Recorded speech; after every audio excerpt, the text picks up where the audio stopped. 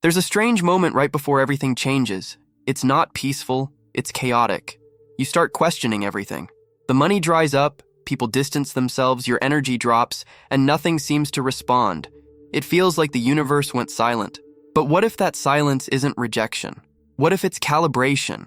Like a radio right before it locks onto the right station, there's static, confusion, a blur of half signals. You think you lost the frequency, but you're actually seconds away from perfect clarity. I've noticed it every single time someone is about to cross into a new timeline of self. They mistake the distortion for failure, when in truth, it's the field reorganizing itself around who they're becoming. Because before reality upgrades, it tests the consistency of your signal. It asks, are you still coherent when things don't move? Do you hold the vibration when it feels like nothing's left to hold?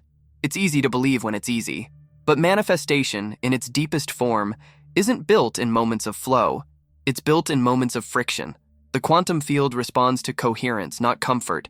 And coherence means holding the note even when the noise gets loud. So if you've been feeling like everything is falling apart, watch this carefully. You're not breaking down.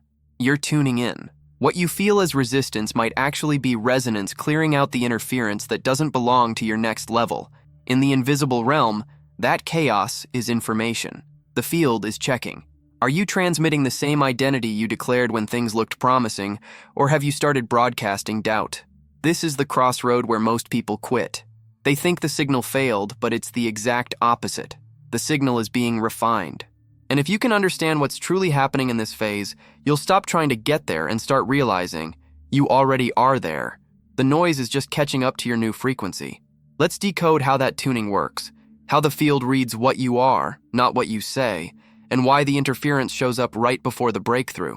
Every reality shift begins with one invisible act: observation. Not watching with your eyes, but with your being. What you consistently observe, emotionally and somatically, becomes the broadcast the field locks onto. That's why people who try to manifest from effort often feel stuck. It's like shouting over static instead of tuning the dial. Think of your consciousness as a transmitter, and your body as the antenna. The mind decides the direction, but the body confirms the signal. Every emotion, breath, and muscle tone is a frequency the quantum field reads as real.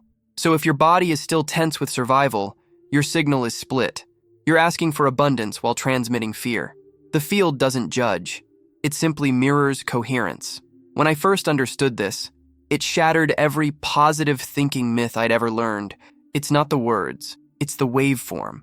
And that waveform isn't mental, it's embodied. Because when your nervous system feels unsafe, it hijacks your signal, no matter how inspired your affirmations sound.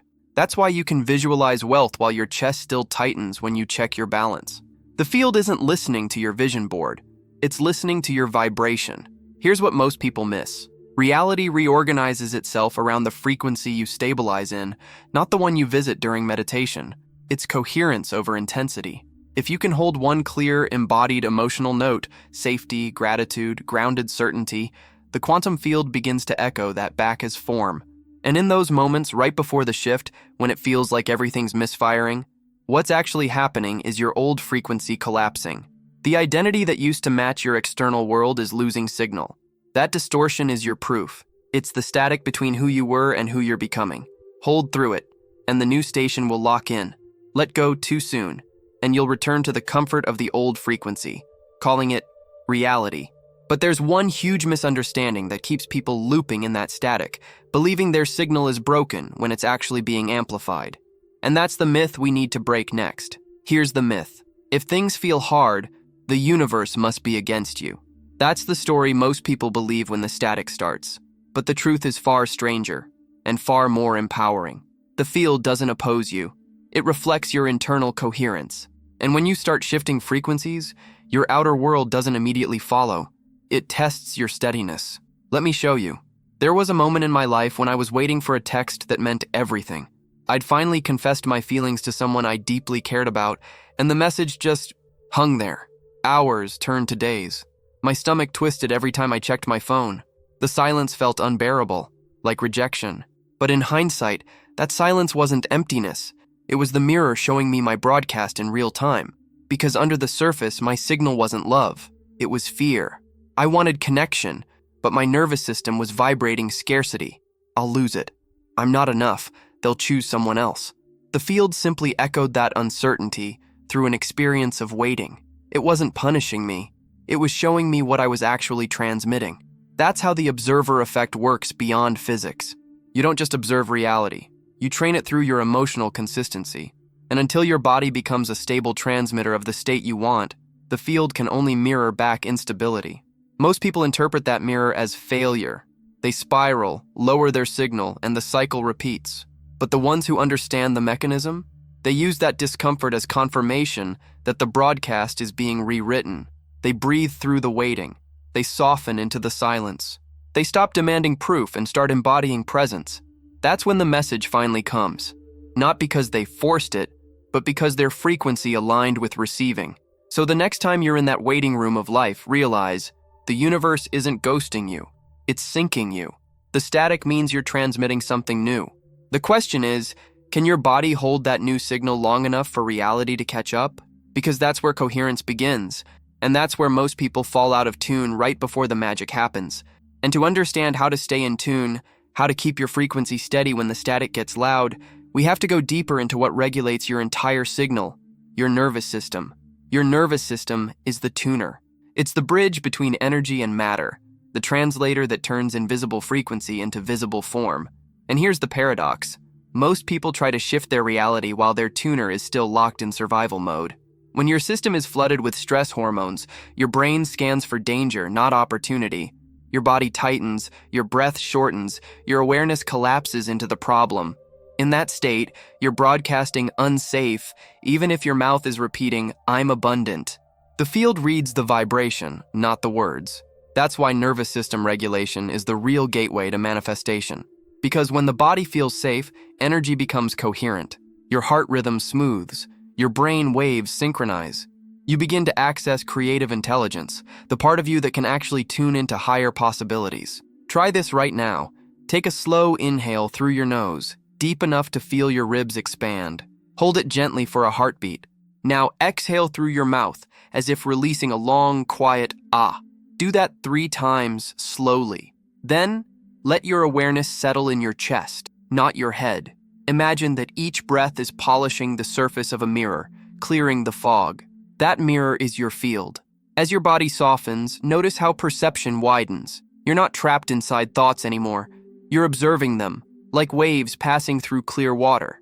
This is coherence, when your system is aligned enough for energy to flow without resistance. In this state, the field can finally respond clearly to your signal, because now your frequency is stable.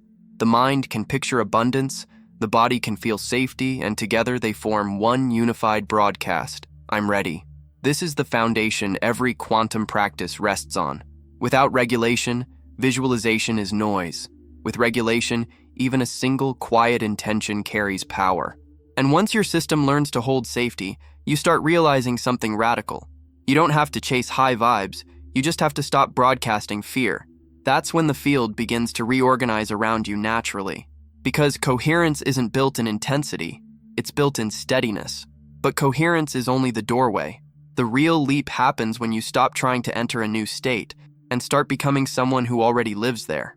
Because that's the difference between shifting your mood and shifting your identity. Most people chase states. They meditate for peace, visualize for confidence, affirm for worthiness, then lose it the moment life throws a curve. That's because states are temporary. Identity is persistent. When you shift states, you change how you feel. When you shift identity, you change what's possible.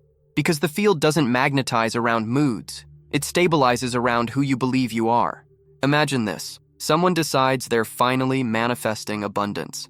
They feel great after their morning routine, aligned and grateful. Then an unexpected bill hits. Instantly, their body contracts. Their signal collapses. That's not failure. It's feedback. It shows that the identity of I am abundant never actually rooted in the body. It was a temporary emotional costume, not a lived frequency. When you embody a new identity, your nervous system starts reorganizing to match it. Your choices change first, then your behaviors, and eventually your external reality syncs. It's not magic, it's mechanics. The quantum field reflects the most stable identity, not the loudest intention. The trap is thinking manifestation is about getting into the right state.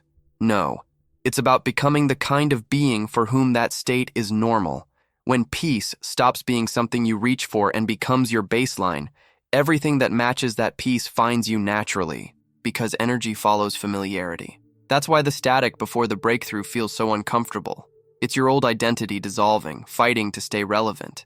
It knows it's being replaced, so it throws resistance, doubt, and fear as a way to keep you predictable. Here's the secret. You don't argue with that identity. You out-frequency it. You stay coherent, not through force, but through embodiment. You move, breathe, speak, and decide from the version of you who already has what you asked for. That's how timelines shift, not through time, but through truth. You become the cause instead of the consequence. The field reads that new coherence and starts reorganizing reality to match the identity you've stabilized in your body. But here's where it gets wild, because when you truly shift identity, you don't just change how reality feels. You start accessing different versions of reality entirely, and once you see how timelines work, you'll never chase a goal the same way again. Timelines are not distant destinations. They're frequencies already existing right now. Every version of you, wealthy, healed, confident, loved, exists as a station waiting for you to tune in. And the tuner, again, is identity. When you embody a self-concept, you lock onto a specific timeline. That means your habits, emotions, and opportunities reorganize to support the you you've declared. Most people think they're chasing their future, but they're actually remembering it. The future isn't ahead, it's parallel. You align with it through resonance, not effort. Let's anchor this in something tangible. A friend of mine was desperate to land a job that would change everything. He prepped perfectly, studied affirmations, rehearsed gratitude, but underneath it all, he was still vibrating, "I hope they pick me." And guess what? He didn't get it. For days, he spiraled into doubt, until he did something radical. He stopped trying to become the candidate and started being the colleague. He began showing up as if he already belonged there, walking differently, speaking differently, dressing from that timeline's frequency. 2 weeks later, a new opportunity appeared from the same company, bigger role, higher pay, and perfectly aligned. Not coincidence, coherence, because every timeline has its own electromagnetic signature. You can't fake your way into one, you have to match it somatically. The quantum field is literal. It mirrors the most stable vibration you hold. So when you feel stuck, it's not that life's ignoring you. You're simply tuned to the timeline of waiting. And when you stop seeking and start being, the tuner clicks, new data floods in, coincidences align, and reality updates itself. Timelines are elastic. You collapse one by emotionally committing to it.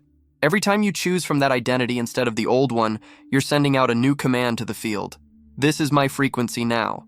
And once that frequency stabilizes, life starts rearranging fast. People, opportunities, and synchronicities shift as if pulled by gravity. It's not fantasy. It's physics translated through emotion. But to make that shift sustainable, you can't rely on willpower. You need tools, embodied practices that retrain your nervous system to hold that new broadcast without slipping back into old patterns. Let's build that toolkit next, the one that lets your body remember the future before it arrives. Your mind can imagine a new life, but your body has to remember it. That's why tools matter. They bridge imagination into embodiment until the new frequency feels like home. So let's build your toolkit, the practices that stabilize your signal in real time. First, bridge statements. These are not affirmations. They're neural translators. Instead of forcing "I am rich" when your body screams "No, you're not," you use a bridge. "I'm learning what it feels like to live in overflow." Or, "I'm open to the version of me who trusts money loves to stay." Bridge statements soften resistance and let your nervous system adjust gradually. They turn belief from pressure into possibility. Second, somatic anchors. Pick one physical gesture that your body can associate with coherence. It could be pressing a hand to your chest, rolling your shoulders back, or relaxing your jaw. Do it every time you catch yourself slipping into fear or impatience. That gesture becomes a shortcut, an embodied reminder of your stable signal. Third, embodiment drills. Each morning, take 2 minutes to walk as your future self. Literally move from that timeline. How does that version of you breathe? How do they carry their spine, their eyes, their pace? Walk in that rhythm until your body starts memorizing it. Because when physiology changes, frequency locks. Fourth, coherence rehearsal. Close your eyes and visualize a moment from your chosen timeline. But here's the key. Don't see it, feel it. Feel your hands touching that reality, your heartbeat in it, the air around you. Your nervous system doesn't know the difference between memory and imagination when emotion is real. So you're literally training your body to treat your chosen frequency as familiar, not foreign. Do this daily, and the tuning happens automatically. Your signal stops fluctuating because your body starts believing the broadcast. It no longer waits for evidence. It becomes the evidence. And when you stabilize in that frequency long enough, something subtle but unmistakable happens. You stop chasing synchronicities and start attracting them effortlessly. That's the moment your field shifts from trying to transmitting. And often, that's when what you wanted finally appears, as if it had been waiting for you to relax into readiness. Have you noticed the moment you stopped gripping, what you wanted finally showed up? Tell me your story in the comments. It might unlock someone else's leap. Because once you hold your new signal steady, life will test it. Urgency, split signals, and over-control will try to pull you back to the old frequency. Let's expose those traps next and learn how to transmute them before they drain your power. Every transformation has its gravity wells, the forces that try to pull you back into old timelines. 3 of them are especially sneaky: urgency, split signals, and over-control. Each one scrambles your frequency in a different way, but they all feed on the same illusion, that you must do more to receive faster. Let's start with urgency. It's the vibration of lack disguised as momentum. When you think, it has to happen now, what you're really transmitting is, it isn't happening yet. That signal tells the field to keep showing you the gap instead of the arrival. The antidote: slow presence. Every time you feel urgency surge, pause. Inhale deeply, feel your feet, and say inwardly, nothing is missing in this moment. That single breath retunes your body back to sufficiency, the signal that attracts alignment instead of noise. Then comes split signals. That's when your words and your emotions tell different stories. You say you want love, but you brace your heart. You ask for opportunity, but your body holds tension around failure. The field mirrors both simultaneously, giving you mixed results that feel like chaos. To unify the signal, practice emotional honesty. Instead of forcing high vibes, admit what's real, then choose safety within it.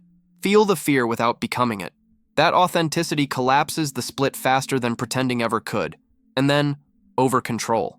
This one hides inside manifestation effort. You start scripting every detail, tracking signs, pushing timelines, but control is just disguised mistrust, and mistrust keeps the tuner locked on static. The moment you loosen your grip, not from apathy, but from faith, energy begins to flow again. Because the field doesn't respond to perfection, it responds to coherence. And coherence includes surrender. So instead of forcing outcomes, guide your frequency. Tend to the signal, not the symptom. Ask yourself, is my body relaxed? Is my breath open? Does this action feel like expansion or fear? That self-check will tell you instantly whether you're transmitting from truth or tension. When you stop fighting these traps, your energy stops leaking. Reality stops testing your readiness because you've become stable enough to receive. And from that stability, you'll notice something wild. Your life begins to organize itself for you. The right people, the right timing, the right insights just appear.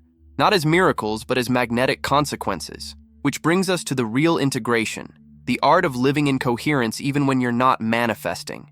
Because this isn't about rituals anymore. It's about walking through ordinary life as a tuned frequency.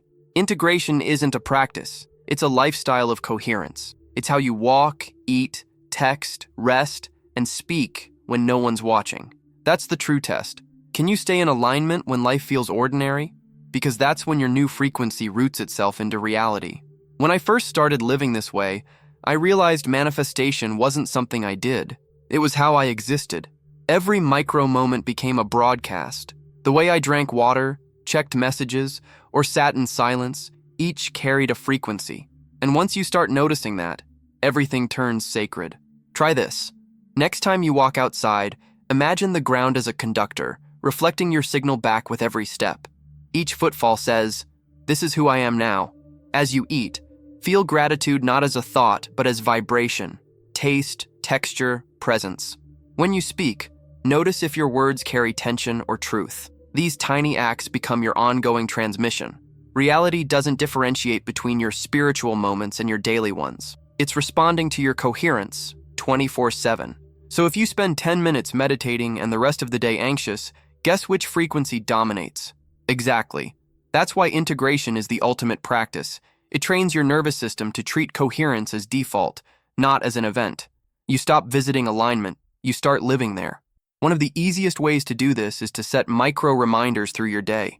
A soft chime on your phone, a sticky note that simply says, tune. Each time you see it, take a single breath into your heart and recall your chosen timeline. No forcing, no intensity, just re-entry into your natural frequency. Soon, you won't need the reminders at all. Your system will self-correct. Even chaos won't knock you out of signal for long because you'll have built emotional muscle memory around coherence. And here's the beautiful paradox. The more ordinary you make this, the more extraordinary your life becomes. Synchronicities blend into normalcy, intuition feels practical, and peace stops being a reward. It becomes your baseline. But once your inner world stabilizes, something bigger begins to happen. Your signal doesn't just change your personal reality, it starts influencing the collective field. Your coherence becomes a transmitter that reorganizes everything it touches. And that expansion? It's where the real magic begins. When your frequency stabilizes, it doesn't stay contained, it radiates. The field doesn't recognize personal borders. Coherence ripples outward, reorganizing relationships, creativity, health, even purpose. Your vibration becomes architecture, and the people around you begin to respond, often without knowing why. Let's ground this with something real. A woman I coached was constantly overwhelmed at home. Her partner was distant, her kids were reactive, and she felt invisible. She thought she needed everyone else to change first. But instead, she tried something radical. She stopped broadcasting frustration and started tuning into the version of her who felt already seen, already supported. No big speeches, no demands, just presence. Within a week, her partner began reaching out more. The tension in the house softened. Her kids calmed without her asking. That's not manipulation, it's resonance. Because the human nervous system is wired to sync to coherence. The same law applies to creativity. When you stop producing from fear, will it work? Will they like it? And start creating from embodiment. This already exists in me. You open the channel wider. Ideas flow faster, and opportunities seem to find you. It's not luck. It's physics expressed through intuition. Even your health shifts under this field. Cells communicate more efficiently when the body is in coherence. Stress chemistry lowers, healing speeds up, energy returns. The quantum and the biological aren't separate. They're mirrors of the same harmony. And when you live from this resonance long enough, your sense of purpose evolves. It's no longer about what you do, but what frequency you're offering to the collective. You start to feel guided instead of strategic. Synchronicities become navigation. Life starts co-creating with you, not because you forced alignment, but because you are alignment. Now imagine applying this in one of the most charged arenas, money. A friend once told me he used to feel panic every time he paid a bill. One day, instead of rushing, he slowed down and whispered, "Thank you for circulating through me." It turned an act of depletion into one of flow. Within months, new streams of income appeared, unplanned but precise. That's the field responding to frequency, not force. When coherence expands like this, reality becomes participatory. You stop reacting to life and start composing it. But something deeper begins stirring underneath all that manifestation. The sense that it isn't just you doing this, that maybe the intelligence behind these alignments isn't personal at all, but universal. At a certain point, manifestation stops feeling like technique and starts feeling like communion. You realize the intelligence shaping your reality isn't separate from you. It is you, in expanded form. The observer and the observed merge into one awareness, one living field of creation. This is where the spiritual dimension reveals itself, not as something mystical, but as a deeper logic of coherence. Every heartbeat becomes a dialogue between your individuality and the infinite. Each breath says, "I'm still tuned in." When you reach this stage, surrender no longer feels like giving up control. It feels like remembering alignment. Because the deeper truth is, you were never meant to push reality. You were meant to dance with it. That's why the paradox appears. The more you release the need to manifest, the faster things align. It's not apathy, it's resonance without resistance. You begin to sense that the field knows your desires better than your mind ever could. You start trusting timing, even when it doesn't match your plans. You notice how what seemed like delays were really calibrations. And you begin to move through life as a co-creator, not a controller. There's science underneath this mysticism. Heart-brain coherence research shows that when the heart's electromagnetic field harmonizes with the brain, intuition strengthens, perception widens, and probability shifts. You literally access more of the information field. That's why people manifest more easily when they feel love or gratitude. It's not sentiment, it's signal strength. But love here isn't romance, it's inclusion. It's the moment you stop separating yourself from the intelligence that breathes through stars, oceans, and atoms, and recognize that it's pulsing through you. From that recognition, creation becomes effortless because there's no longer a you trying to manifest something out there. There's just the universe realizing itself through your specific vibration. This is what ancient mystics called faith, not belief in something external, but a direct felt knowing that reality is responsive, intelligent, and alive. You become both participant and witness. Your thoughts still matter, but now they're less commands and more invitations. The field answers not to demand, but to devotion. And when that realization lands, manifestation becomes art. You start living not to achieve, but to express the infinite through your finite form. And that's the final secret. The point was never to control reality. It was to remember you are it. Which brings us to the closing frequency, the one that seals this entire process back into your body, where it all began. In the end, everything comes back to the signal you hold when no one's watching. Not the one you post, not the one you talk about, the quiet pulse underneath it all. Because reality doesn't listen to your words. It listens to your tone. If you've made it here, you've probably felt the turbulence of change, the static, the confusion, the silence. And maybe now you can see that it was never punishment. It was proof. Proof that your field was being recalibrated to match a new frequency of self. Every loss, delay, and pause was the space between stations, clearing interference so the next signal could come through. You are the transmitter, and the field is your mirror. Whatever you stabilize within becomes visible without. That's the real secret. Creation doesn't happen when you get there. It happens the moment you stop chasing and start becoming. Think of it like tuning a radio. At first, there's noise, distortion, old channels bleeding through. But the more precisely you align, the clearer the song gets. And once it locks, you don't have to strain, you just receive. That's how manifestation works at its highest level. Not through effort, but through coherence.